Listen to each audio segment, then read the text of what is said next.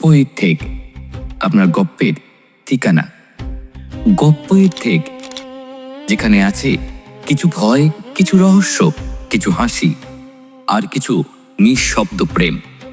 এই থেকে মিলবে মন ছুঁয়ে যাওয়া গপ্পের এক আলাদা জগৎ। এই গপ্পের কোনো অংশই ডোমেস্টিক ভায়োলেন্স বা পারিবারিক হিংসাকে সমর্থন করে না। যদি আপনার সঙ্গে বা আপনার আশেপাশে কোনো ঘটনা ঘটে, তাহলে অনুগ্রহ করে নিকটবর্তী থানা বা সংশ্লিষ্ট কর্তৃপক্ষের সঙ্গে যোগাযোগ করুন। Any digital copy of this content leading to piracy is a crime. এই কন্টেন্টের যে কোনো ধরনের ডিজিটাল কপি পুনঃপ্রকাশ বা বিতরণ আইনত দণ্ডনীয় অপরাধ। এই গল্পের বিরুদ্ধে কোনো ধরনের পাইরেসি ধরা পড়লে উপযুক্ত আইন ব্যবস্থা নেওয়া হবে।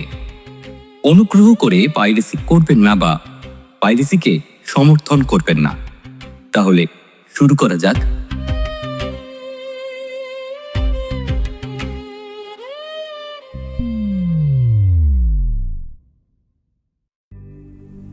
একটা পরিত্যক্ত মহল। মহলের বাইরের অবস্থা দেখলে বোঝা যায় এই জায়গাতে অনেকদিন হয়ে গেল কেউ থাকে না। মহলের দুপাশে ধুধু বালিয়ারি শুরু। যে জায়গাটা থেকে মরুভূমি শুরু হয়েছে তার একদম এক প্রান্তে এই মহল। বাইরের কাউকে এখানে আসতে হলে বেশ কাঠখড় পুড়িয়ে ওটির পিঠে গোটা একটা দিন কাটিয়ে তারপরে এখানে আসতে হবে। এই জায়গাটা মরুভূমির একটু ভেতরে। কোন এক সময় কেউ শখবশত এইভাবে মরুভূমির একটু ভেতরেই একটা মহল বানিয়ে রেখেছিল। তারপরে সময়ের সাথে সাথে সে মানুষজনও চলে গেছে।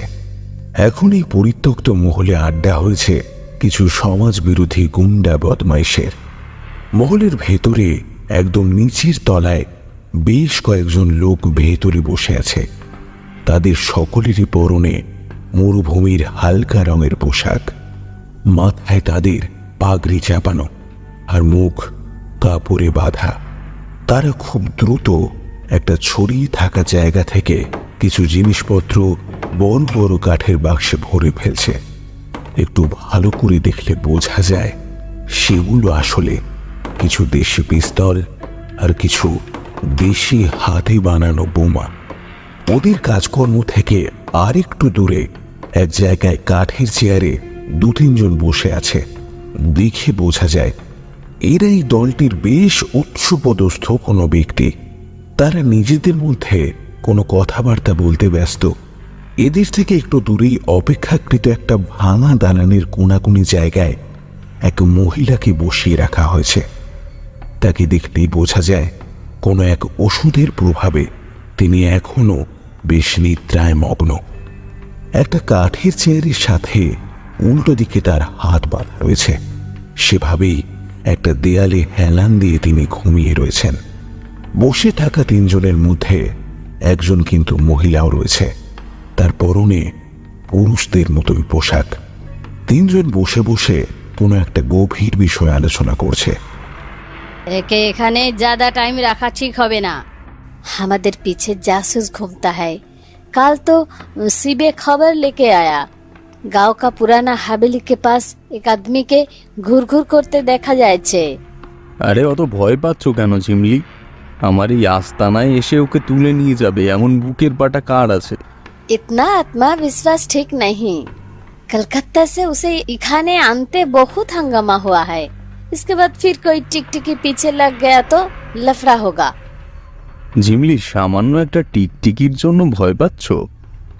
अरे नहीं नहीं, कलकत्ता से फिर टिकटिकी औरत के तुले अनलाम, वो तो चुपचाप नहीं रहेगा। यहाँ पर भी एक जासूस पीछे लग गया। इतना निश्चित होना ठीक नहीं होगा। দুজনের মধ্যে কথাবার্তা চলতে লাগলো। এই কথা থেকেই বোঝা যাচ্ছিল এই জায়গাটার এরা দুজন এখন গাড়ি চালায়। তবে অন্যজন যে বসেছিল সে কোনো কথা বলল না। তাদের মুখও কাপড়ে ঢাকা। এদের দুজনের একজনকেও চেনা সম্ভব নয়। শুধুমাত্র গলার স্বরে বোঝা যায় একজন মহিলা আর বাকি দুজন পুরুষ। ওরা নিজেদের মধ্যে কথা বলছিল। এই ফাঁকে একজন বাইরের থেকে ঘরের ভেতর নজর রাখছিল। অনেকক্ষণ ধরে বাইরে থেকে লুকিয়ে লুকিয়ে একটা কেউ ভেতরে নজর রাখতে লাগলো। কিছুক্ষণ পরে এই তিনজনের মধ্যে দুজন উঠে ভেতরের মহলের দিকে কোথাও যেন গেল। আর তখনই তৃতীয় লোকটি, যে এতক্ষণ একটাও কথা বলেনি, সে উঠে গিয়ে সেই চেয়ারে বাঁধা মহিলার সামনে গিয়ে বসল। তারপরে মহিলার দু গালের ওপর একটা হাতের আঙুল দিয়ে চেপে ধরে এক কর্কশ গলায় যেন নিজের মনে বলল, আরে আমার সাথে চালাকি করবার ফল এবার হাতে হাতে বুঝতে পারছে তোমার হাজব্যান্ড। আমাকে আটকাতে গিয়েছিল, তাই না? ও জানে না আমাকে আটকানো অত সহজ নয়। ও আমার যা ক্ষতি করেছে তার সবটাই আমি ওর কাছ থেকে উসুল করে নেব। হ্যাঁ, তারপর তোমাকেও।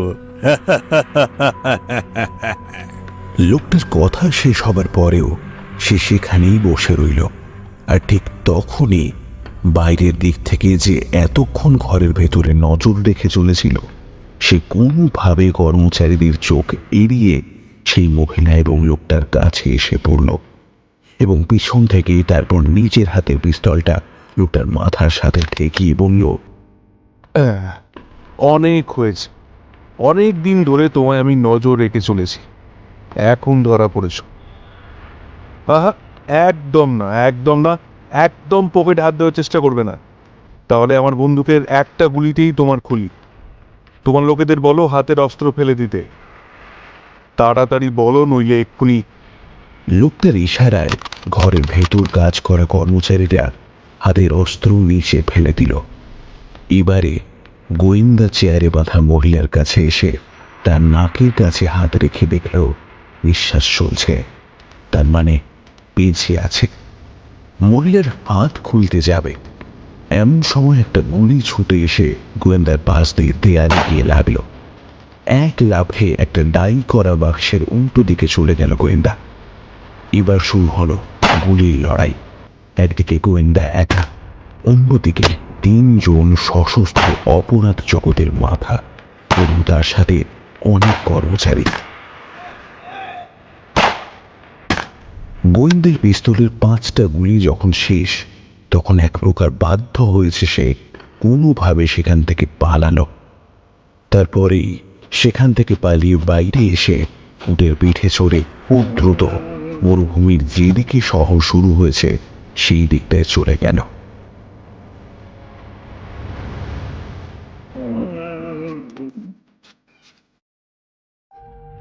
এদিকে মহলের ভেতরে প্রথম লোকটা বলে উঠল, জিমলি, ওকে পালাতে দিলে কেন? हमें कोनो लफड़ा करते चाहे ना। अभी इसी वक्त औरत को यहाँ से हटाओ, नहीं तो बहुत लफड़ा होगा। इस बार वो अकेला नहीं आएगा और पुलिस का हंगामा हमारा हर प्लान को चौपट कर देगा।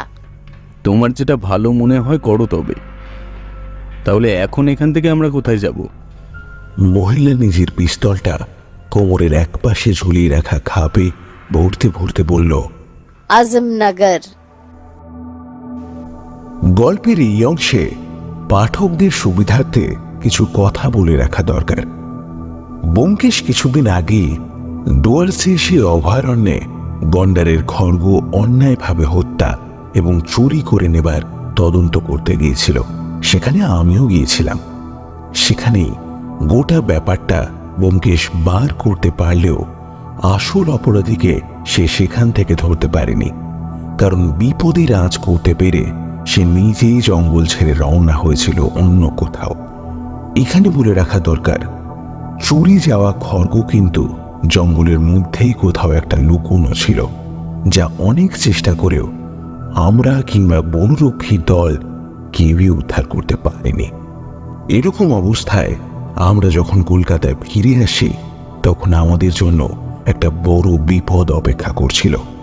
কলকাতায় ফিরে আসার সাথে সাথেই আমরা জানতে পারি সত্যবতীকে পাওয়া যাচ্ছে না।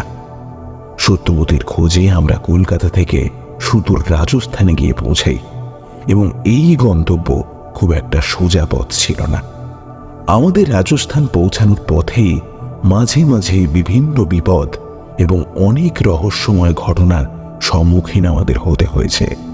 সেই সমস্ত কিছুর মোকাবিলা করে আমরা যখন রাজস্থানে পৌঁছাই তখন সেখানেই জানতে পারি সত্যবতী ঠিক কোথায় আছে।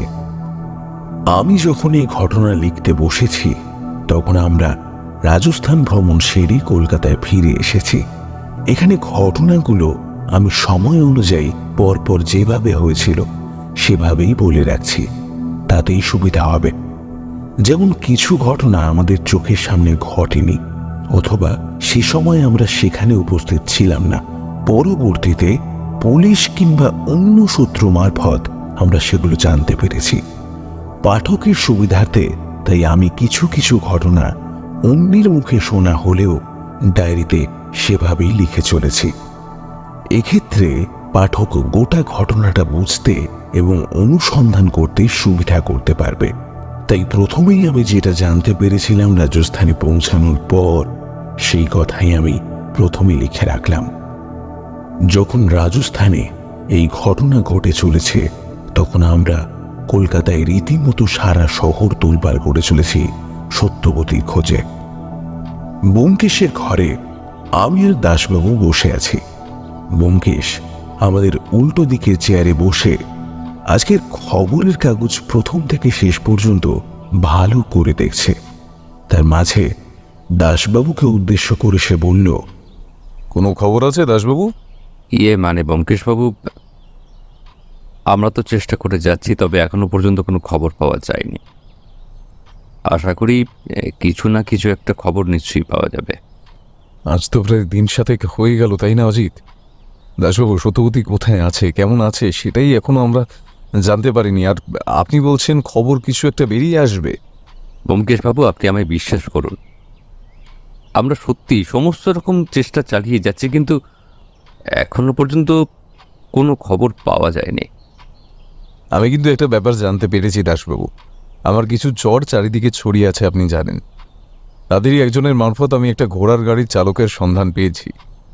আজ তাকে আমার বাড়িতে আসতে বলেছি, আশা করি কিছুক্ষণের মধ্যেই সে এসে পড়বে। তবুও আপনাকে ডাকার কারণ, পুলিশ কিছু জানতে পেরেছে কিনা সেটা আমার জানা দরকার। কলকাতার সবকটা থানা এবং তার আশেপাশে সব জায়গায় সত্যবতীর ছবি আর নিরুদ্দেশের খবর আমরা পাঠিয়ে দিয়েছি। এই এলাকার কাছাকাছি থাকলে অপহরণকারী অবশ্যই ধরা পড়বে। এই প্রথম আমি কথা বললাম। শহরের মধ্যে থেকে দিনে দুপুরে বৌঠানকে তুলে নিয়ে গেল, এটা কিভাবে সম্ভব সেটাই তোমার মাথায় আসছে না। আরে বৌঠান তো আর অতটা বোকা নয় যে যার কারোর সাথে হঠাৎ করে সে চলে যাবে। বোকা হোক কিংবা চালাক, নারী আবেগের কাছে বাধা পড়বেই। আমার মনে হয় না সত্যবতীকে এত সহজে কেউ নিজের বাড়ির কাছ থেকে অপহরণ করে নিয়ে যেতে পারবে। আমি যতটা আন্দাজ করতে পেরেছি তাতে আমি আর তুমি বাড়ির বাইরে ছিলাম। সত্যবতীকে কেউ আমাদের কোনো খবর দেওয়ার অছিলায় কোনোভাবে অপহরণ করে নিয়ে গেছে। আর এই ব্যাপারে কথা বলার জন্য আজকে এখানে আসছে একজন ঘোড়া চালক। আমি জানতে পেরেছি এর থেকে সত্যবতীকে শেষবার দেখা গেছে কোথায়। ব্যোমকেশ আর কিছু বলার আগেই পুঁটিরাম এসে জানিয়ে দিল সে এসে গেছে। একটু পরেই ঘরের পর্দা ঠেলে ভেতরে যে এসে দাঁড়ালো, তার পরনে গারোয়ানের পোশাক থাকলেও তাকে দেখেই বোঝা যায় এরা গারোয়ান কিংবা কোনো ভাড়ার গাড়ির সাথে যুক্ত। কারণ এর মাথার টুপি আর ঘরে ঢুকে যেভাবে সেলাম করে দাঁড়িয়ে রইল, তাতে এইটুকু আন্দাজ করে নিতে বিশেষ অসুবিধে হয় না। সে এসে দাঁড়াতেই ব্যোমকেশ বলে উঠল, আরে ওসবের প্রয়োজন নেই, তুমি এই সামনের চেয়ারটায় বসো। হ্যাঁ, এবার বলো তো, আমি শুনেছি সত্যবতী তোমার গাড়িতেই শেষবার উঠেছিল। তাকে ঠিক কোথায় নিয়ে গেছিলে আর সাথে তার কে কে ছিল? মানে স্যার, আমি আপনাকে চিনি এবং আপনার স্ত্রীকেও চিনি। সেদিন আপনার স্ত্রী আমার ঘোড়ার গাড়িতেই উঠেছিলেন। গোটা ব্যাপারটা প্রথম থেকে বলো, কিচ্ছু বাদ দেবে না। মনে রেখো, কিছু যেন বাদ না পড়ে যায়। সেদিন আমি ঘোড়ার গাড়ি নিয়ে হাওড়া স্টেশনের কাছে অপেক্ষা করছিলাম, যেরকমটা রোজ করি। সেদিন একটা প্যাসেঞ্জার উঠল, বেশ লম্বা তোহারা চেহারা, পরনে ধুতি পাঞ্জাবি, বেশ বাবু ভদ্রলোক বলেই মনে হচ্ছিল। তো সে দেখলাম এই বাড়ির কাছাকাছি একটা ঠিকানা দিল যে সেখানে যাবে বলে। সেখানে নিয়ে এসে দাঁড়াতেই সে বলল একটু অপেক্ষা করতে। সে আবার এই ঘোড়ার গাড়িতে করে ফিরে যাবে স্টেশনে। আরও একজনকে নাকি এখান থেকে তুলে নিয়ে যেতে হবে। তো একটু পরেই দেখি যে আপনার স্ত্রী তার সাথে হাঁটতে হাঁটতে আসছে। আপনার স্ত্রীর চোখে মুখে একটা চিন্তার ছাপ, কিন্তু গাড়িতে ওঠার পর তাদের মধ্যে আর কোনো কথা হলো না। আমি ভাবলাম ভদ্রলোক আপনার চিনা কেউ, হয়তো তাই আপনার সাথে কোথাও যাচ্ছে, তাই ব্যাপারটা নিয়ে এত মাথা ঘামায়নি। তবে হাওড়া স্টেশনের আগেই আর একটা ঘোড়ার গাড়ির কাছে আমাদের গাড়িটা থামলো। তারপর আমাকে পাওনা গন্ডা মিটিয়ে দিয়ে চলে যেতে বলল। আমি চলে এলাম। কিছু কথা শুনতে পাওনি মানে তাদের মধ্যে কোনো কথাবার্তাই বা ওই যে দ্বিতীয় ঘোড়ার গাড়িটা দাঁড়িয়েছিল তার সাথে কোনো কথাবার্তা, মানে তারা কোথায় যাচ্ছিল সেটা নিয়ে কোনো কিছু আন্দাজ করতে পারোনি? ওরা যতদূর সম্ভব হাওড়া স্টেশনে গেছিল, কারণ যে ঘোড়ার গাড়িতে করে ওরা পরে গেল তার চালককে আমি চিনি, তার সাথে আমি পরে কথা বলেছিলাম। যখন জানতে পারলাম যে আপনার স্ত্রী নিখোঁজ, তখনই আমি তার সাথে কথা বলি আর জানি যে হাওড়া স্টেশন পর্যন্ত গেছিল ওরা, কি যেন এলাহাবাদ এলাহাবাদ এরকম একটা জায়গায় যাওয়ার কথা বলছিল। এলাহাবাদ? কিন্তু হঠাৎ করে ওরা এলাহাবাদ যেতে চাইছে কেন? এলাহাবাদ? ওই হিরালালকে শেষ কিন্তু দেখা গেছে জনপুরের কাছাকাছি, আর সেটা প্রায় 2 দিন আগে। তার মানে যদি এটা হিরালালের কাজ হয় তাহলে সেখান থেকে প্রথমে গেছে এলাহাবাদ, তারপর সেখান থেকে জৌনপুর। কিন্তু জৌনপুর থেকে সে কোথায় গেছে সেটাই সমস্যা অজিত। স্যার, যে গাড়োয়ান ওদের স্টেশন পর্যন্ত নিয়ে গেছিল তার সাথে আমি অনেকক্ষণ কথা বলেছিলাম। সে বলেছিল যে ওই আগের ভদ্রলোক, মানে ওই গাড়িতে যে আগে ছিল, সে নাকি রাজস্থানের কথা বলছিল গাড়োয়ানকে। লোকটাকে দেখেও অধিকার বলে মনে হয়েছিল। তার পোশাক আশাক এইসব বেশি গরমের দেশের লোকজন বলে মনে হচ্ছিল। তুমি এত কিছু বুঝলে কি করে? স্যার, কলকাতা শহরে কতজনকে গাড়ি চাপিয়ে এখানে ওখানে নিয়ে যায়, একটু একটু কথাবার্তা থেকে আর দেখতে দেখতে শিখে নিয়েছি। যখনই শুনলাম যে আপনার স্ত্রীকে পাওয়া যাচ্ছে না, তখনই মনে পড়ল তাই আমি তো তাকে নিয়ে গিয়েছিলাম, তাই একটু খোঁজখবর নিয়ে এলাম ভালো করে, তাতে আপনার সুবিধা হল। অনেক ধন্যবাদ তোমায়, তোমার এখানে আসার জন্য আর আমায় এই খবরগুলো দেওয়ার জন্য। যা প্রাপ্য সেটা আমি তোমায় পাঠিয়ে দেব। তবে এই মুহূর্তে আমি যে একটু ঘেটে আছি, বুঝতেই পারছো তুমি। এখন এসো, আমি তোমার সাথে এই বিষয় নিয়ে পরে আমি আরেকবার আলোচনা করব। আরে স্যার, কি যে বলেন না, সব কাজ কি আর টাকার জন্য করি আমরা? আপনাকে সাহায্য করতে পেরেছি, এটাই অনেক বড় ব্যাপার। আপনি যে এতক্ষণে বদমাইশে ধরে বেড়াচ্ছেন, তা কি আমাদের জন্য ভালো কাজ নয় স্যার? পথে ঘাটে রাত বিরেতে আমাদের এদিক ওদিকে যেতে হয়, কোথায় কি সমস্যায় পড়বো স্যার? আমি তাহলে উঠি, দরকার হলে আবার ডাকবেন।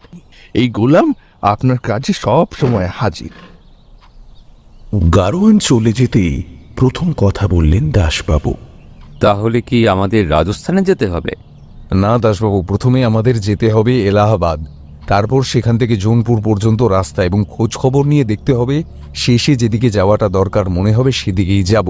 তবে আপনাকে আমাদের সাথে যেতে হবে না, আমি আর অজিত যাব। এটা কেমন কথা বলছেন ব্যোমকেশবাবু?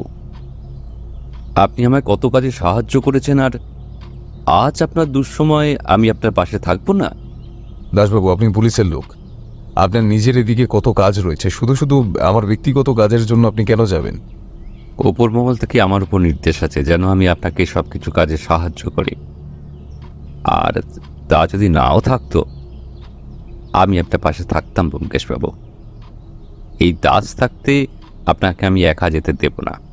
আচ্ছা বেশ, তাহলে কালই একবার এলাহাবাদের কোনো চেনা থানার সাথে যোগাযোগ করিনি। আমরা প্রথমে এলাহাবাদ পৌঁছবো, সেখানে একটা দিন অপেক্ষা করব, তারপর সেখান থেকে অন্য সিদ্ধান্ত নেব। আপনি, আমি আর অজিত কাল সকালেই বের হচ্ছে। আর হ্যাঁ, ট্রেনের দিকটা আপনি একটু দেখে নেবেন। আপনাকে কোন রকম চিন্তা করতে হবে না ব্যোমকেশবাবু, আমি উপর মহলের সঙ্গে সব রকম কথা বলে রেখেছি, প্রয়োজনে তারা মুখ্যমন্ত্রীর পিএর সাথেও দেখা করবে। আপনার সব রকম সুবিধের জন্য আমরা আছি। আরে ব্যোমকেশবাবু, আপনি হলেন আমাদের কলকাতা পুলিশের, এমনকি আমাদের রাজ্য পুলিশের একজন বড় স্তম্ভ। তাই আপনার বিপদে আমরা সবসময় আপনার সাথে আছি। আজ তাহলে উঠি, বুঝলেন ব্যোমকেশবাবু? অনেক বেলা হলো, আর কাল সকালে তাহলে দেখা হচ্ছে আবার। আমি জিপ নিয়ে আসবো, ঠিক আছে? দাসবাবু চলে যেতেই ব্যোমকেশ তার ডায়েরিটা নিয়ে বসল। তারপরে আমার দিকে তাকিয়ে প্রশ্ন করল, অজিত, সত্যবতী নিখোঁজ আজ মোট 7 দিন হলো। হিরালালকে জোন করে দেখা গেছে আজ থেকে 5 দিন আগে, তার মানে তার হাতে 5 দিন রয়েছে। এই 5 দিনের মধ্যে সে খুব সহজেই রাজস্থান চলে যেতে পারে, অথবা রাজস্থান থেকে পালিয়ে যেতে পারে পাকিস্তানে। সে কি ব্যোমকেশ? পাকিস্তানে চলে গেলে তাকে ধরবো কি করে আমরা? সেটাই তো ভয় পাচ্ছি অজিত। আমরা যদি কাল সকালে রওনা দিই, তবুও আমাদের রাজস্থান গিয়ে পৌঁছতে প্রায় 3 দিন লাগবে। তার মধ্যে আমরা এলাহাবাদ থাকবো একদিন, তারপর জুনপুরে থাকবো একদিন। তারপরে যদি মনে হয় তাহলে রাজস্থান যাব। রাজস্থান মানে রাজস্থানের জয়সলমীরে। ব্যোমকেশ, তুমি এতটা নিশ্চিন্ত হচ্ছ কি করে যে সত্যবতীকে যারা অপহরণ করেছে তাদের সাথে হীরালালের কোনো একটা যোগ রয়েছে? সেটা তো নাও হতে পারে। কানাই হতেও পারে, তবে আমরা ডুয়ার্সের ওই কেসটা সমাধান করার পরপরই ব্যাপারটা হলো, তাই একটা সম্ভাবনা থেকেই যাচ্ছে। আর রাজস্থান যদি হয় তাহলে প্রথমত জন করে হীরালাল বাবুকে দেখা গেছে, আর তাছাড়া হীরালাল বাবু যে জঙ্গলে কাজ করতেন সেটা কিন্তু জনপুরেই রয়েছে। কিন্তু সত্যবতীর ওপর আক্রমণ করতে যাওয়ার কারণটা কি? সে তো আমাদের ওপরেই ডুয়ার্সের জঙ্গলের মধ্যে আক্রমণ করতে পারত। কলকাতায় চলে এসে সত্যবতীকে অপহরণ করে তোমার কাছ থেকে সে কি উদ্ধার করতে চাইছে? অনেক কিছুই হতে পারে অজিত, গন্ডারের খর্ব কিংবা অন্য কিছু। সেসবের প্রশ্ন এখান থেকে পাওয়া যাবে না অজিত। আমাদেরই পড়তে হবে প্রথমে এলাহাবাদের উদ্দেশ্যে। আমি ব্যাগপত্র গুছিয়ে নিলাম। মনটা কেমন যেন খুঁতখুত করতে লাগলো। এই প্রথম আমরা এমন একটা কেস হাতে নিয়ে যাচ্ছি যে কেসে আমাদের জিততেই হবে। বৌঠানকে ভালোভাবে বাড়িতে ফিরিয়ে নিয়ে আসতেই হবে। আর তাছাড়াও যারা এসবের পিছনে রয়েছে তাদের এর জন্য শাস্তিও দিতে হবে। পুটিরাম বারবার এসে আমাদের কাছে সত্যবতীর কথা জানতে চাইছিল। ব্যোমকেশ যদিও যতটা সম্ভব স্বাভাবিকভাবেই তাকে আশ্বস্ত করেছিল যে সত্যবতী খুব তাড়াতাড়ি ফিরে আসবে, কিন্তু ব্যোমকেশের মতো মন শক্ত করে মিথ্যা আশ্বাস দিতে হয়তো আমি ঠিক পারি না। পরদিন সকালে ট্রেনে আমাদের এলাহাবাদ পর্যন্ত পৌঁছাবার ঠিক হলো। তাই সকালে দাসবাবু জিপ আর ড্রাইভার নিয়ে আমাদের বাড়ির সামনে এসে পৌঁছালেন।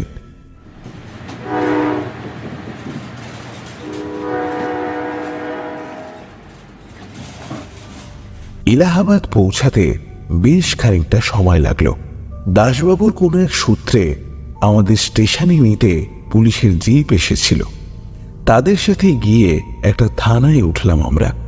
থানার অফিসার হিন্দি আর বাংলা মিশিয়ে কথা বলতে লাগলো, কিন্তু সত্যবতী কিংবা হীরালালের কোনো খবর কিন্তু এর থেকে কিছুই পাওয়া গেল না। ব্যোমকেশ হীরালালকে জৌনপুরে থাকার খবর যে কিভাবে বার করেছিল তা আমি জানি না, আর তা জানতেও চাই না। তবে স্পষ্ট বুঝতে পারছিলাম যে ব্যোমকেশ আর এখানে থাকতে চাইছে না। তার লক্ষ্য জৌনপুর। সেখানেই বোধ হয় ব্যোমকেশের চেনাশোনা কেউ রয়েছে। তার জন্যেই ব্যোমকেশ এতখানি আগ্রহ দেখাচ্ছে। থানার তরফ থেকে আমাদের খাওয়া দাওয়ার ব্যবস্থা করে দেওয়া হলো। তবে খাওয়া দাওয়াতে আমাদের তেমন আগ্রহ ছিল না। কোন রকমে সামান্য কিছু খেয়ে নিয়ে আমরা আবারও সেদিনই বেরিয়ে পড়লাম জৌনপুরের উদ্দেশ্যে। রাত শেষ হওয়ার আগেই আমরা জৌনপুরে গিয়ে পৌঁছালাম। এখানে পৌঁছে একটা নির্দিষ্ট বাড়িতে কিন্তু ব্যোমকেশ নিজেই নিয়ে গেল। বাড়ির দরজায় কড়া নাড়ার পর ভেতর থেকে এক মহিলা বেরিয়ে এসে বললেন, এটা গোবর্ধনের বাড়ি তো? সে কি বাড়িতে আছে? गोवर्धन, वो तो 6 दिन से घर में नहीं है। क्या आप ब्योमकेश बख्शी है? হ্যাঁ, আমি ব্যোমকেশ বক্সি। গোবর্ধনকে কিছু বলে গেছে আমায় বলতে? ये हम ही बोलते पारबे ना। हमको बोला कि बोमकेश बक्सी जब आएगा तब उनको एक आदमी का पास लिए जेते। তাহলে আপনি আমায় তার কাছে নিয়ে চলুন। रात बहुत बढ़ चुका है, अभी नहीं, क्योंकि बहुत दूर जाना पड़ेगा। आज आप यहाँ रुकिए, कल सुबह लिए जाबो।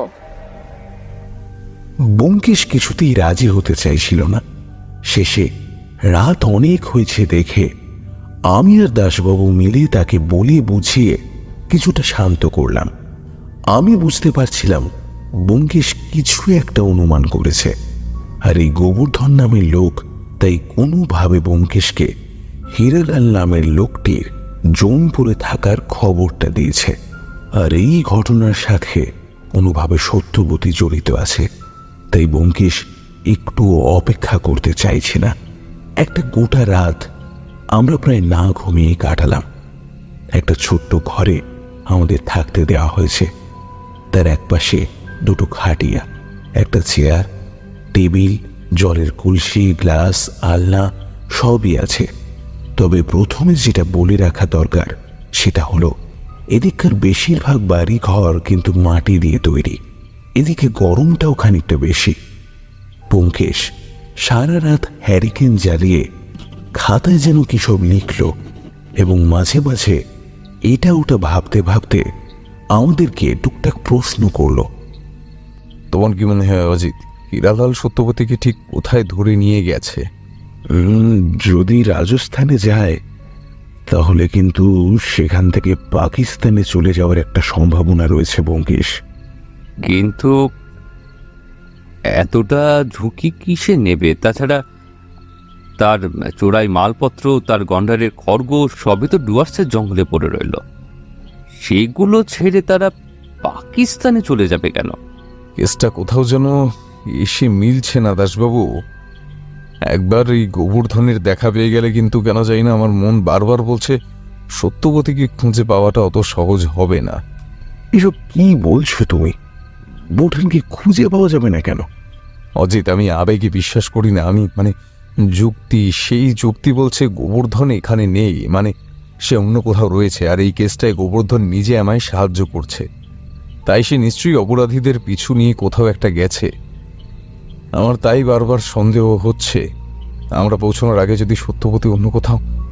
ব্যোমকেশের কথা শেষ করল না, চুপ করে ডায়েরিতে কি যেন লিখতে লাগলো এবং মাঝে মাঝে সেগুলো দেখতে দেখতে নিজের মনেই কিছু হিসেব করতে লাগলো।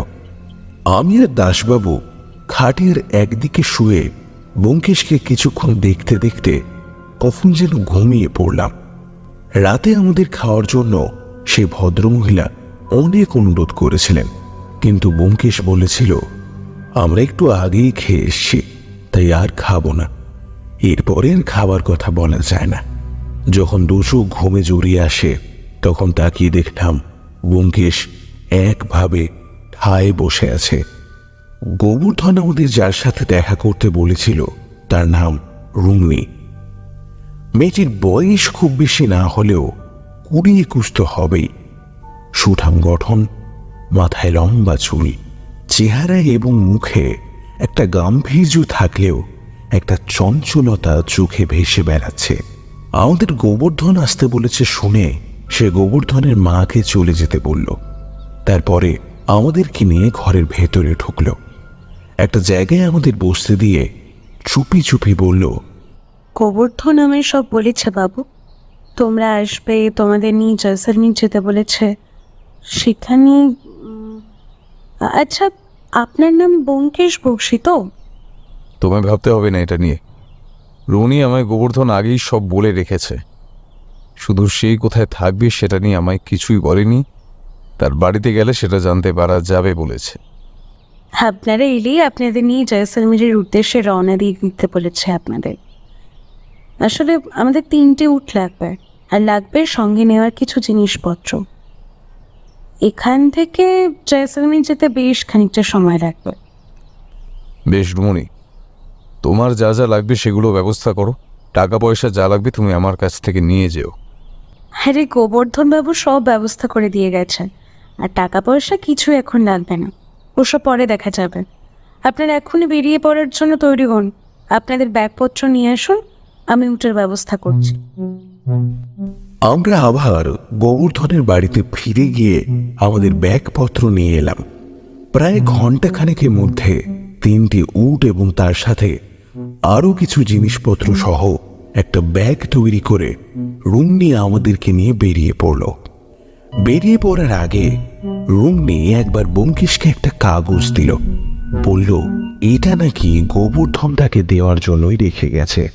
যতই দেখছিলাম ততই যেন অবাক হচ্ছিলাম। এই এই গোবর্ধন নামের লোকটা আসলে কে? সে ব্যোমকেশের জন্য এত ব্যবস্থা করে গেল কিভাবে? বৌঠানকে সে চিনি বা কি করে? এসব কথা আমার মাথার মধ্যে করতে লাগলেও দাসবাবুকে চুপ থাকতে দেখে আমিও আর কিছু বললাম না। ব্যোমকেশ কাগজটা হাতে নিয়ে কয়েকবার আস্তে আস্তে পড়ে দেখে কাগজটা আমার হাতে দিয়ে দিল। আমি সেটা নিয়ে দেখি সেখানে গোবর্ধনের ব্যোমকেশের উদ্দেশ্যে কয়েকটা কথা লেখা। অতি সামান্য কথা।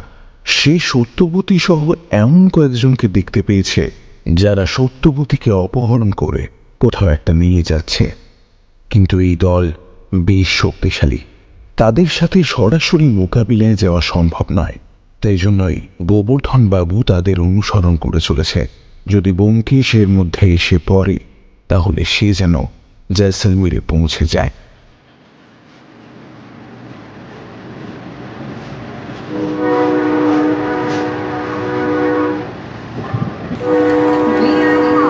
Attention please. 1, 4, 6, 4, 5. Delhi Jansavan Shalimaar Express via আমাদের যাত্রা শুরু হলো। জয়সলমীর একটা গোটা জায়গার নাম, তার মধ্যে নির্দিষ্ট কোথায় আমাদের যেতে হবে সেটা একমাত্র জানে রুমনি। মরুভূমির পথে উট চালানো খুব একটা সহজ কাজ নয়, তবে রুমনি আমাদের বারবার করে দেখিয়ে দেওয়ার পর এবং কিছু ব্যাপারে সাবধান করে দেওয়ার পর আমাদের খুব একটা অসুবিধা হচ্ছে না। প্রথমে এগিয়ে চলেছে রুমনি, তারপরে ব্যোমকেশ এবং সবার শেষে আমি আর দাসবাবু। দাসবাবু এতক্ষণ ধরে চুপ থাকলেও এবার আর চুপ করে থাকতে পারলেন না।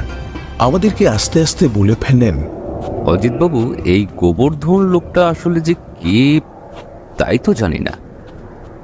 আর সে যখন বলছে যে শক্তিশালী কোন একটা দলের পেছনে আছে, তখন তো ব্যোমকেশবাবুর উচিত পুলিশের সাহায্য নেওয়া। আপনার কি মনে হয় পুলিশের সাহায্য ব্যোমকেশ নেবে? ব্যোমকেশ সে ব্যাপারে কাউকে জড়াতে চাইবে না দাসবাবু, আপনি তো সেটা ভালোভাবে জানেন। ব্যাপারটা কিন্তু বড্ড বেশি হয়ে যাচ্ছে অজিতবাবু। কলকাতা শহর ছেড়ে এত দূরে রাজস্থানের এই মরুভূমিতে কোনো অপরাধী কিংবা শক্তিশালী দলের হাতে পড়া কিন্তু মোটো কাজের কাজ নয়। আমি জানি দাসবাবু যে কটা কথা বললেন তার সব কটাই সত্যি, কিন্তু ব্যোমকেশকে এই কথাটা বোঝানোর মতো ক্ষমতা অন্তত আমার নেই। সে এখন গোবর্ধনের কথার উপর বিশ্বাস করে জয়সলমীরের উদ্দেশ্যে পাড়ি দিচ্ছে। হয় আমাদের ভাগ্য খারাপ, না হয় অপরাধীদের ভাগ্য ভালো। রুমনি আমাদের যে বাড়িতে নিয়ে গেল সেখানেই নাকি গোবর্ধন দিন চারেক ছিল। দিন দুয়েক আগে সে সেখান থেকে বেরিয়ে পড়েছে এবং অনেক রাত্রে ফিরে এসে একটা খাম তার কাছে দিয়ে বলেছে রুমনিকে দিতে, এবং এটা যেন রুমনিকে বলে দেয় এই খাম যেন একমাত্র ব্যোমকেশ বক্সির হাতে গিয়েই পৌঁছায়। এরপর থেকে গোবর্ধনের আর কোনো দেখা নেই। ব্যোমকেশ ত্রস্ত হাতে খামটা খুলে নিয়ে দেখল একটা ছোট চিঠি, আর তার সাথে একটা হাতে আঁকা ছবি। হাতে আঁকা ছবিতে একটা জায়গায় 3 জন বসে আছে চেয়ারে, তার মধ্যে একজন মহিলা এবং 2 জন পুরুষ। তাদের থেকে একটু দূরে এক জায়গায় একজন চেয়ারে বসা, কিন্তু তার হাত আর মুখ বাঁধা রয়েছে মনে হচ্ছে। গোটা চিঠিটা খুব সংক্ষিপ্ত। ব্যোমকেশদা, বৌদি এখানেই ছিল। ওরা বৌদিকে এখানে জয়সলমীরের পরিত্যক্ত মহলে আটকে রেখেছিল। আজ আমি গিয়েছিলাম তাকে উদ্ধার করতে, কিন্তু ওদের লোকবল অনেক বেশি, তাই পারিনি। আমি একটা ছবি আর এই খবরটা রেখে গেলাম তোমার জন্য। তুমি যখন এখানে এসে পৌঁছাবে তখন হয়তো ওরা পাকিস্তানের দিকে রওনা দিয়েছে। তবে আমার মনে হয় না ওরা পাকিস্তানে ঢুকবে, তার আগেই কোথাও ড্রাম বাজাবে। আমি ওদের পিছনেই রইলাম। পাকিস্তান যাওয়ার রাস্তার ব্যাপারে জেনে নিতে পারবে তুমি। আমি অপেক্ষা করব, তুমি না আসা পর্যন্ত আমি আর কিছুই করব না, শুধুমাত্র অনুসরণ করব ওদের। ব্যোমকেশের মুখে এবার হতাশা দেখা দিল। এত কাছে এসেও সত্যবতীকে সে বার করতে পারল না। এখন আবার গোবর্ধনকে খুঁজতে খুঁজতে সেই অপহরণকারীদের পিছু পিছু পৌঁছতে হবে পাকিস্তানের কাছাকাছি। যদি তারা কোনোভাবে পাকিস্তানে ঢুকে যায় তাহলে সমস্যা আরও বাড়বে, কারণ ভারতবর্ষের মধ্যে থাকাকালীন অবস্থায় ব্যোমকেশ বিভিন্নভাবে সরকারি অথবা বেসরকারি তরফে সাহায্য পেতে পারে, কিন্তু একবার পাকিস্তানে চলে গেলে তার সম্ভাবনা কম। ব্যোমকেশ দুটো হাত মাথার উপর রেখে হতাশভাবে বসে পড়ল। আমি তার কাছে এগিয়ে গিয়ে কাঁধের উপর হাত রেখে বললাম, আহা ব্যোমকেশ, এত তাড়াতাড়ি হাল ছেড়ে দিচ্ছ কেন? তুমি ভুলে যাচ্ছ গোবর্ধন নামে ওই লোকটা কিন্তু এখনো সত্যবতীর পিছনে রয়েছে, আর সে তোমার জন্য অপেক্ষা করছে। আর আমার তো মনে হচ্ছে না যে তারা পাকিস্তানে চলে যাবে। তাহলে তো গোবর্ধন নামের ছেলেটি সেই কথাটাই বলতো। সে বলেছে পাকিস্তানের কাছাকাছি কোথাও তারা থাকবে। আমাদের কিন্তু খুব বেশি দেরি করা উচিত হবে না ব্যোমকেশ। আমার দেখা দেখি দাসবাবুও নিজে এগিয়ে এলেন। তারপরে বললেন, ব্যোমকেশবাবু, মিসেস বক্সিকে কেউ ধরে নিয়ে চলে যাবে আর আমরা হাতে হাত রেখে যা দেখবো, না, এ হতে পারে না। চলুন ব্যোমকেশবাবু, আমরা শেষ দেখেই ছাড়বো। হ্যাঁ বাবু, আপনি হয়তো ভেঙে পড়বেন না। গোবর্ধন যখন ওর পেছনে আছে তখন বিপদ হবার সম্ভাবনা কম, আর তেমন বিপদ দেখলে গোবর্ধন তাকে বাঁচাবে। এখানে আর সময় নষ্ট করার কোনো মানে হয় না। চলুন বাবু, বেরিয়ে পড়ুন। আমরা আবার বেরিয়ে পড়লাম। প্রথমে কলকাতা থেকে এলাহাবাদ, তারপর সেখান থেকে জৌনপুর, আর সেখান থেকে জয়সালমীর, আবার এখন এই জয়সালমীরের কাছ থেকে কোনো এক অজানার উদ্দেশ্যে। সত্যবতী কে জানে কেমন আছে, কি করছে, কোথায় আছে, তা সম্পর্কে কোনো স্পষ্ট ধারণা আমাদের নেই। তাকে যে আসলে কে অপহরণ করে নিয়ে গেছে তাও কিন্তু আমাদের জানা নেই। অবশ্য ব্যোমকেশ সম্মান করছে যে এটা হীরালালের কাজ, কিন্তু তার সপক্ষে কিন্তু কোনো শক্ত প্রমাণ ব্যোমকেশের কাছে অথবা পুলিশের কাছে নেই। আমার দু একবার মনে হয়েছে সামান্য একটা কারণে হীরালাল সত্যবতীকে অপহরণ করার মতো এত বড় ঝুঁকি নেবে। আমার জানা নেই, দেখাই যাক না।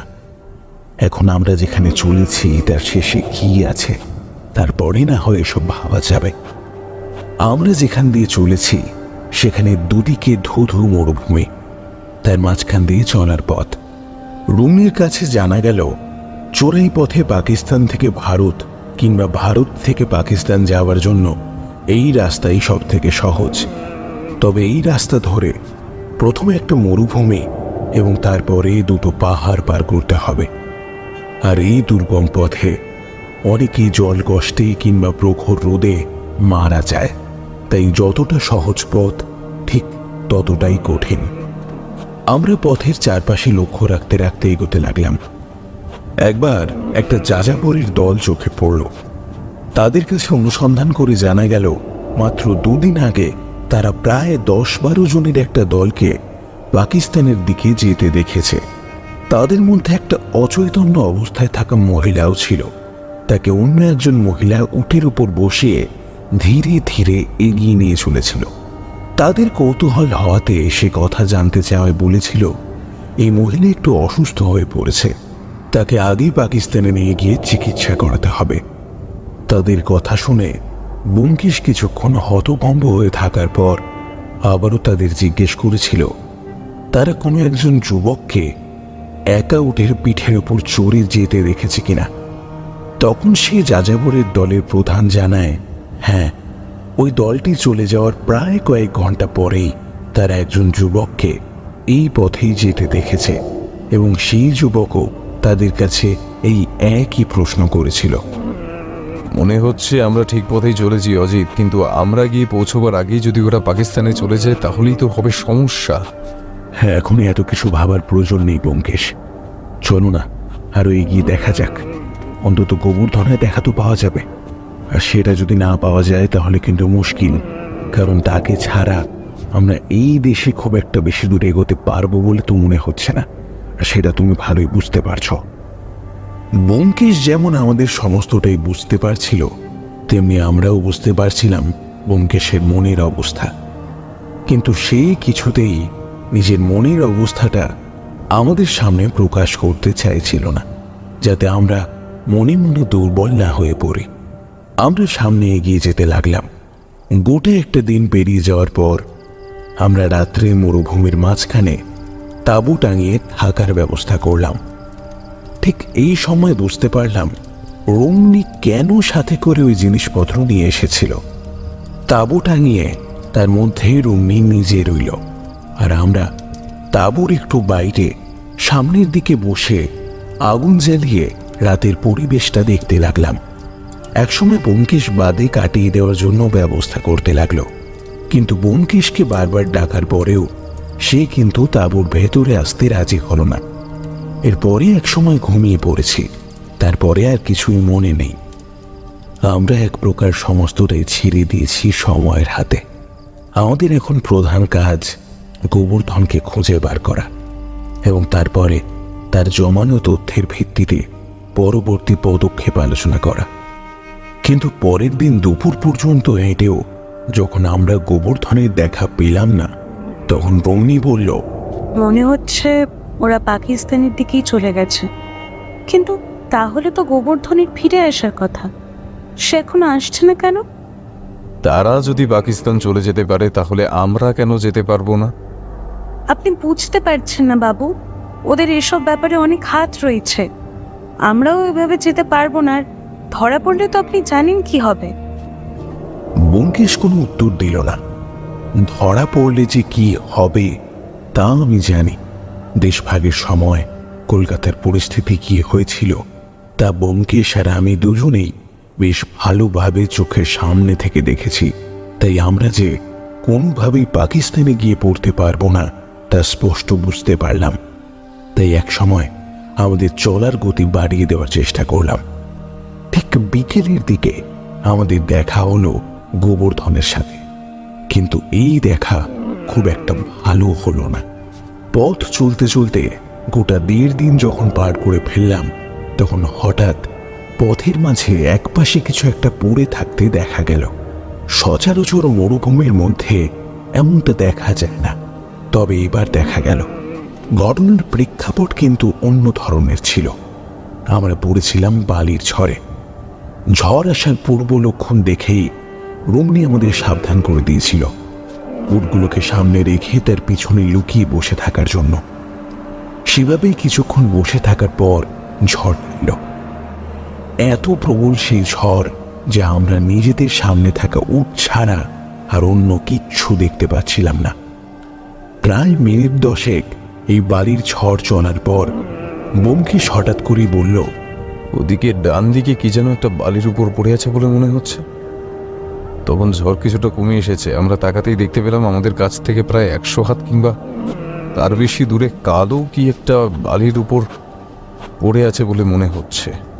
ঝড় কমে আসতেই আমরা সেই দিকে এগিয়ে যেতে লাগলাম। কিছুটা এগিয়ে যেতেই হঠাৎ রমণী বলে উঠল, আরে ওর পোশাকটা তো ঠিক গোবর্ধনের মতো বলে মনে হচ্ছে। বলে বালির মধ্যে দৌড়তে দৌড়তে সেদিকে এগোতে গেল। বালির মধ্যে দৌড়ে যাওয়া খুব একটা সহজ নয়, তবুও আমরা যতটা সম্ভব তার পিছু পিছু চলতে লাগলাম। দাসবাবু আমাদের উটগুলোকে এক জায়গায় ধরে রেখে দাঁড়িয়ে রইল, না হলে সেগুলো চলে যাওয়া মানে এই মরুভূমির মুখে আমরা অসহায় হয়ে পড়া। কাছে পৌঁছে ঢুকে পড়ে একটা উল্টো শরীরকে আরেকবার উল্টিয়ে তার মুখের দিকে তাকিয়ে রমণী বলে উঠল, এ তো গোবর্ধনই, কিন্তু কিন্তু এর বোধহয় জ্ঞান হারিয়ে গেছে। ব্যোমকেশ, মাথায় আর হাতে মনে হয় আঘাতের চিহ্ন। মনে হয় কোনো ধস্তাধস্তি কিংবা হাতাহাতির ফলে জ্ঞান হারিয়েছে।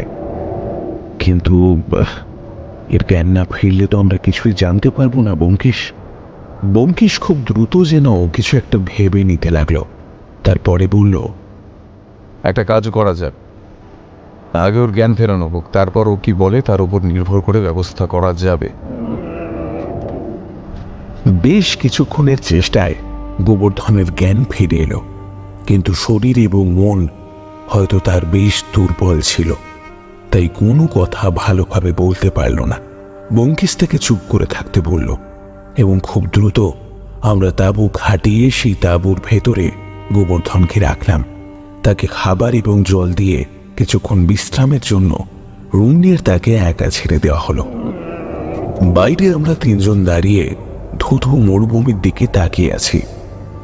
এমন সময় দাসবাবু বললেন, যার উপর ভরসা করে এতদূর এলেন সে তো নিজেই এখন দেখছি আঘাতকে পড়ে আছে। তাহলে ব্যোমকেশবাবু কি করবেন এবার? গোটা কেসটায় গোবর্ধন আমার হয়েই কাজ করেছে দাসবাবু, আর ওকে আমি যতদূর চিনি খুব সহজে হাল ছেড়ে দেবার মতো ছেলে গোবর্ধন নয়। একটা না একটা কিছু খবর নিজের কাছে রেখেছে। ওর একটু শারীরিক উন্নতি হবার পরেই ওর সাথে কথা বলতে হবে, তারপর আমরা ঠিক করব আমরা ফিরে যাব নাকি সামনের দিকে এগোবো। গোবর্ধনের জ্ঞান ফিরে আসার পর ব্যোমকেশ এবং তার মধ্যে বেশ খানিকক্ষণ কথাবার্তা চলল। জানা গেল ব্যোমকেশকে সত্যবতীর এখানে দেখতে পাওয়ার খবরটা দেওয়ার পর থেকেই গোবর্ধন তার পিছনে ছিল। বিভিন্ন জায়গায় সে চেষ্টা করেছিল সত্যবতীকে ছাড়িয়ে আনবার, কিন্তু তাদের লোকবল এবং অস্ত্রশস্ত্র এতটাই বেশি থাকার জন্য গোবর্ধন তা করতে পারেনি।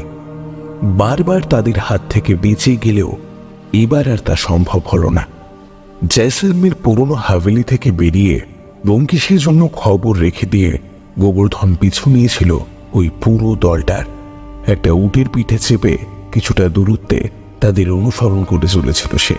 কিন্তু কাল রাত্রে যখন উট রেখে ঘুমানোর জন্য বিশ্রাম নিচ্ছিল গোবর্ধন, তখনই তার উপর হঠাৎ করে ওরা চড়াও হয় এবং তার উট কেড়ে নেয় এবং মুখে মারধর করে ফেলে রেখে চলে যায়। নেহাত আজ ব্যোমকেশদের চোখে পড়েছিল, না হলে ওই মরুভূমির মধ্যে পড়ে থেকেই হয়তো মরতে হতো তাকে। তার কাছ থেকে আরও জানা যায়, সে বলে, ব্যোমকেশদা, আমার মনে হয় না ওরা পাকিস্তানে চলে যাওয়ার ঝুঁকিটা নেবে। আমার মনে হয় ওরা অন্য পথে বেরিয়ে আবার ফিরে যাবে এলাহাবাদ কিংবা জোনপুরে। আমাকে ফাঁকি দেওয়ার জন্য বোধহয় ওরা এই ব্যবস্থাটা করতে চলেছে। এখান থেকে আরো কিছুটা যাওয়ার পরে পাকিস্তানে যাওয়ার সেই পাহাড় পড়বে, কিন্তু পাহাড় পেরিয়ে উপাসে যাওয়া খুব একটা সহজ কাজ নয় ব্যোমকেশদা। আমার মনে হয় আমাদের একবার সেই পাহাড় পর্যন্ত গিয়ে দেখা দরকার, তাহলেই বুঝতে পারা যাবে সবকিছু এখান থেকে আর একদিনের পথ। তোমার শরীর এখন অসুস্থ, এখান থেকে তোমায় আর যেতে হবে না। আমি অজিতকে সাথে নিয়ে সামনে এগিয়ে যাচ্ছি, তোমরা এখানেই অপেক্ষা করো। এ কি বলছো ব্যোমকেশদা? আমি তোমায় একা যেতে দেবো না, আমিও যাব। তবে আমার মনে হয় শুধু শুধু সময় নষ্ট হবে তাতে, কারণ তারা যখন আমায় আক্রমণ করার পর আমার মনে হয় আমি জ্ঞান হারাবার আগে তাদের উল্টো দিকে যেতে দেখেছি। কিন্তু উল্টো দিকে এলে তো তাদের সাথে আমাদের দেখা হয়ে যেত। এখান থেকে উল্টো পথে যাওয়ার আরো একটা রাস্তা রয়েছে। আমার মনে হয় না ওরা সোজা পথেই ফিরে যাবে, কারণ সে পথে পুলিশও ওদের পেছনে লাগতে পারে। কারণ ওই পুরনো হাভেলির মধ্যে ওদের যে অস্ত্র কারবার চলছিল সেটা আমি পুলিশের কাছে জানিয়ে দিয়ে এসেছি। তাই আমার মনে হয় তারা ঘুর পথে ফিরে যাবে আর সেখান থেকে আবার অন্য কোথাও পালিয়ে যাবার চেষ্টা করবে। কিন্তু ওরা সত্যবতীকে নিয়ে যাচ্ছে কিভাবে? তাকে তো আর আটিয়ে কিংবা উঠে চড়িয়ে নিয়ে যেতে পারবে না।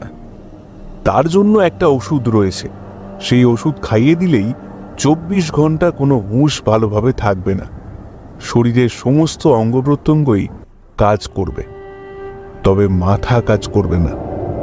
আর তার জন্য বৌদিকে হাঁটিয়ে কিংবা উটে চড়িয়ে নিয়ে যাওয়া খুব সহজ হবে। বেশ বড় একটা সমস্যায় পড়া গেল এবারে। এতক্ষণ তাও আমাদের কাছে একটা পথ ছিল যাকে অনুসরণ করে আমরা চলছিলাম, কিন্তু এবার পড়ে গেলাম দোটানায়। একবার মনে হতে লাগলো পাকিস্তান যাবার ওই পাহাড় পর্যন্ত গিয়ে দেখা দরকার। তারপরেই আবার মনে হতে লাগলো তার চেয়ে ফিরে যাওয়াই ভালো হবে। কেননা একটা গোটা দিন নষ্ট করা মানে আমাদের অনেকটা পিছিয়ে পড়তে হবে। কিন্তু গোবর্ধন কিংবা রুমি কেউই ঠিকভাবে বলতে পারল না আসলে অপহরণকারীদের দল ঠিক কোথায় গেছে। গোবর্ধন কিছুটা নিশ্চিন্ত হয়ে বলল তারা ফিরে যাবে, কিন্তু ফিরে সেই হাভেলিতে গিয়ে উঠবে না, অন্য কোথাও পালিয়ে যাওয়ার চেষ্টা করবে। কারণ এই গোটা মরুভূমিতে খুব বেশি দিন কাটানো তাদের পক্ষে সম্ভব নয়। এরপরে এক সময় আমরা সিদ্ধান্ত নিলাম আমরা ফিরে যাব জয়সলমীরে, আর যাওয়ার পথে যাযাবরদের কাছ থেকে খবর বার করার চেষ্টা করব তারা কিছু দেখেছে কিনা। অজিত, আমার মনে হয় আমাদের ফিরে যাওয়াটাই ভালো কাজ হবে, কারণ গোবর্ধন যখন বলছে ওরা পাকিস্তানে নিয়ে যাবে না, তখন না যাওয়ার সম্ভাবনাটাই বেশি। আমায় একটা কথা বলো তো ব্যোমকেশ, তোমার কি মনে হয় সত্যবতীকে কারা অপহরণ করেছে? কিছুই মাথায় আসছে না। একবার মনে হচ্ছে হিরালাল এই কাজ করেছে, আর একবার মনে হচ্ছে অন্য কেউ, কিন্তু কিছুই তো বুঝতে পারছি না।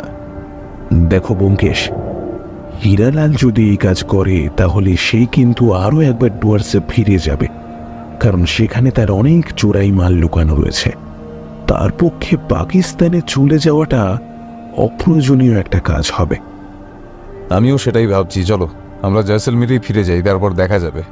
আমরা জয়সলমীরে ফিরে যাওয়ার জন্য রওনা হলাম। পথে আমাদের সেই যাযাবরের দলটার সাথে আবারও দেখা হলো এবং তারা জানালো তারা সেই আগের দলটাকে আবারও ফিরে যেতে দেখেছে। আমরা খুব দ্রুত এগিয়ে গেলাম এবং মাত্র একদিনের ব্যবধানে সেই দলটাকে দেখতে পেলাম। দলটাকে দেখতে পাওয়া মাত্রই আমাদের সবার মধ্যে যেন একটা উত্তেজনা কাজ করতে শুরু করলো। আমাদের 3টে উট, তাতে এখন আমরা 5 জন। দাসবাবু, ব্যোমকেশ, গোবর্ধন, এদের 3 জনের কাছেই অস্ত্র রয়েছে। আমি আর রুম নেই নিরস্ত্র। কিন্তু পিছু পিছু আরও কিছুটা অনুসরণ করার পর হঠাৎই গোবর্ধন বলল, আরে এদের মধ্যে 2 জন তো কম রয়েছে, সেই মেয়েটা আর সেই লোকটা যে বুদির সাথে কথা বলছিল। দাঁড়াও দাঁড়াও বলছি, না হলে কিন্তু গুলি চালাবো। ব্যোমকেশের কথায় সামনের 8-9 জনের দলটা প্রথমে থমকে দাঁড়ালো। তারপরে তারা পাল্টা গুলি ছুড়তে শুরু করলো আমাদের ওপর। আমরা প্রথমে ইতস্তত ছড়িয়ে পড়ে উটগুলোর নিচে আশ্রয় নিলাম এবং সেখান থেকেই গুলি চলতে লাগলো। সামনের দলটা ততক্ষণে আমাদের মতোই থেমে ওদের পিছনে আশ্রয় নিয়ে গুলি ছুড়তে শুরু করেছে। কিন্তু খুব বেশিক্ষণ এই গুলি লড়াই চলল না, কারণ সামনের দলটার বেশিরভাগ লোকগুলি ছিল ক্লান্ত, পরিশ্রান্ত এবং অভুক্ত। তাই বেশ কিছু সময়ের মধ্যেই তাদের কয়েকজনের হাতে এবং পায়ে গুলি লাগায় তারা আত্মসমর্পণ করল। এরপরেই তাদের বন্দুক এবং উটগুলো কেড়ে নেওয়া হলেও তাদেরকে আমাদের পিছন পিছন আসতে বাধ্য করা হলো। এসবের পরে হঠাৎই গোবর্ধন বলে উঠল, কিন্তু বৌদি আর সেই 2 জন কোথায় গেল? আমাদের হাতে ধরা পড়া লোকগুলোর মধ্যে একজন আমাদেরকে জানালো যে সত্যবতীকে নিয়ে 2 জন চলে গেছে জৌনপুরের দিকে এবং সেখান থেকে তারা কোথায় যেন পালিয়ে যাবে বলেছে। আমাদের হাতে ধরা পড়া এই গোটা দলটাকে পুলিশের হাতে তুলে দিয়ে আমরা জয়সলমীর থেকে জৌনপুরের উদ্দেশ্যে রওনা হলাম। আসার সময় ব্যোমকেশ বারবার করে গোবর্ধনকে অনেকবার করে ধন্যবাদ বলে এলো। গোবর্ধন বলল, আরে ব্যোমকেশ দা, আমি যা শেখার তো তোমার কাছ থেকেই শিখেছি। আর কলকাতায় তুমি আমায় তখন সাহায্য না করলে আমি তো পথেই মারা পড়তাম। এটুকু আমার কাছে কিছুই নয়। তবে একটা দুঃখ রয়ে গেল, বৌদিকে ছাড়িয়ে আনতে পারলাম না। তোমার যতটা করার তুমি করতে পেরেছো, এবার বাকিটা আমার উপর ছেড়ে দাও। আমার মনে হয় আমরা জৌনপুর পৌঁছলেই সেখান থেকে আন্দাজ করতে পারবো তারা কোথায় গেছে। আমরা আবার বেরিয়ে পড়লাম। সেই কলকাতা থেকে ডুয়ার্স দিয়ে ফিরে আসার পর থেকেই আমাদের যাত্রা শুরু হয়েছে। প্রথমে এলাহাবাদ, তারপরে জৌনপুর, জয়সলমীর হয়ে পাকিস্তানের কাছাকাছি, তারপর আবার এখান থেকে ফিরে যেতে হচ্ছে জৌনপুরে। ফিরে আসার সময় প্রায় স্টেশন অবধি এলো গোবর্ধন। আমরা যাবার সময় বলল, অঙ্কিশদা, এবার তাহলে কি করবে বলে ভাবছো? কলকাতা ফিরে যাই, তারপর ভাবা যাবে না হয়। গোবর্ধনকে বিদায় জানিয়ে আমরা স্টেশনে ফিরে এলাম। ব্যোমকেশ স্টেশন মাস্টারের দিকে এগিয়ে গেল। আমির দাসবাবু দাঁড়িয়ে রয়েছি। হালকা ভিড় রয়েছে স্টেশনে। আমি সেই দিকে তাকিয়ে দেখতে দেখতে হঠাৎ দেখি সত্যবতী দাঁড়িয়ে, তার পাশে আরেকজন দাঁড়িয়ে। সে দু হাতে সত্যবতীকে ধরে রেখেছে। আমি ঝুলকটাকে দেখতে পেলাম। তারপরেই সে যেন হঠাৎ করেই ভিড়ের মধ্যে অদৃশ্য হয়ে গেল।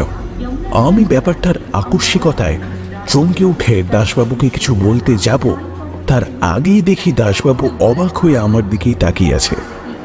তিনি প্রথম কথা বললেন, এই অজিত বাবু, মনে হলো না ওই ভিড়ের মধ্যে মিসেস বক্সিকে দেখতে পেলাম? হ্যাঁ দাসবাবু, আমিও দেখেছি। আমি তো প্রথমে ভাবলাম আমার মনের ভুল হয়তো, কিন্তু দুজনের তো একসাথে ভুল হতে পারে না। হ্যাঁ, একবার চলুন তো তাড়াতাড়ি ব্যোমকেশকে খুঁজে বার করি। যখন বিপদ হয় তখন বিপদের ওপর আরো বিপদ হয়। গোটা স্টেশন চত্বর, স্টেশন মাস্টারের ঘর, এমনকি বাইরে খুঁজেও আমরা ব্যোমকেশকে দেখতে পেলাম না।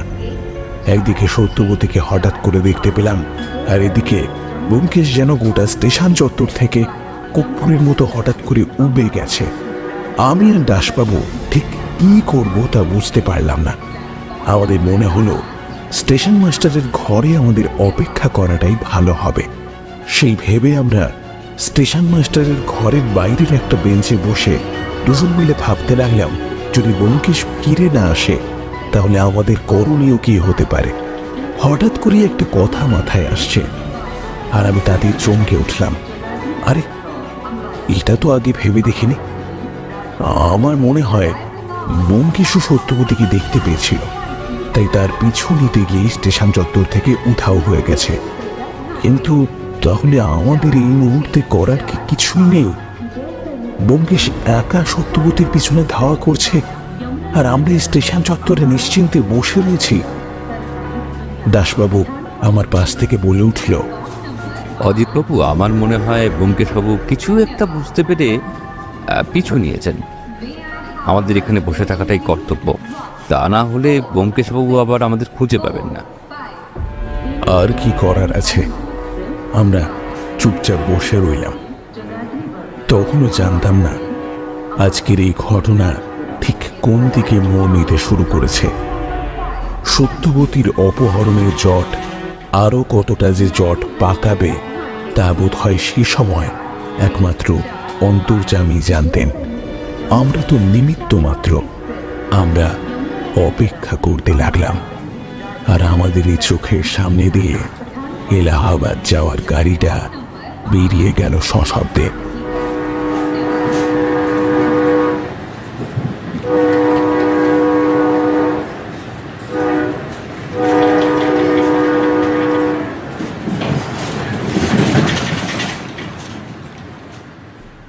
তাহলে এবারেও কি অধরাই রয়ে যাবে সত্যবতীর অপহরণের কারণ?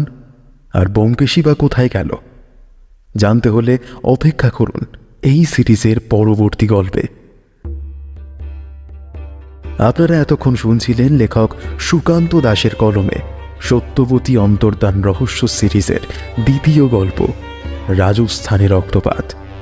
আজ গল্প পাঠে ছিল কুন্তল, ব্যোমকেশ বক্সির ভূমিকায় ব্রতদীপ, অন্যান্য চরিত্রে আস্তিক, অনিমা, রাজ, অরূপ, রাজপ্রতাপ, রিমঝিম ও পার্থপ্রতিম। গল্পের সূত্রধর আমি আসঞ্জন, শব্দ সংযোজন ও আবহে পল্লব ও ঈশান, প্রচ্ছদ অলঙ্করণে কৃষ্ণেন্দু, পর্বটির সমগ্র পরিচালনা ও পরিকল্পনায় পার্থপ্রতিম। গল্পটি কেমন লাগলো জানাতে ভুলবেন না। লাইক করুন, কমেন্ট করুন, আর খুব ভালো লাগলে শেয়ার করুন সবার সাথে।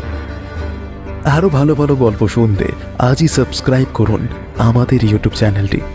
তবে আজ আসি, আবার অন্য কোনো দিন অন্য এক নতুন কোনো গল্প নিয়ে হাজির হব আপনাদের কাছে। ততদিন ভালো থাকুন, সুস্থ থাকুন, আর শুনতে থাকুন রহস্যের অন্ধকারে।